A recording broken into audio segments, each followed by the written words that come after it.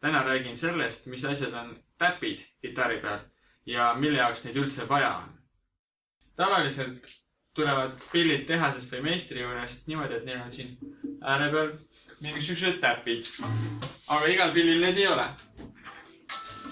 Mul siin sellel pillil on. Tavaliselt on 5. vahe oma ja 7. vahe oma. Ja mida ma nendega üldse teha saan, on see, et ma saan vaadata, millisesse vahesse ma sõrme panen. Kui mul on vaja näiteks panna 8. vahesse, siis ma ei hakka mitte lugema 1, 2, 3, 4, 5, 6, 7, 8, 8. vahe. Vaid ma tean, et mul siit teine täpp on 7. vahe ja 7. kõrval on 8. vahe. Kõik muud täpid toimivad samamoodi. Reeglina on 5. vahetäpp ja 7. vahetäpp.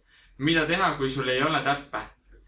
Siis tuleb appi vana hea valgendaja või siis mõni kleeps. Võtan valgendaja ja teen täpikese täpselt õige vahe juurde siia. Mõnikord on aga vaja siin üleval kiirelt tabada mingisugust vahet.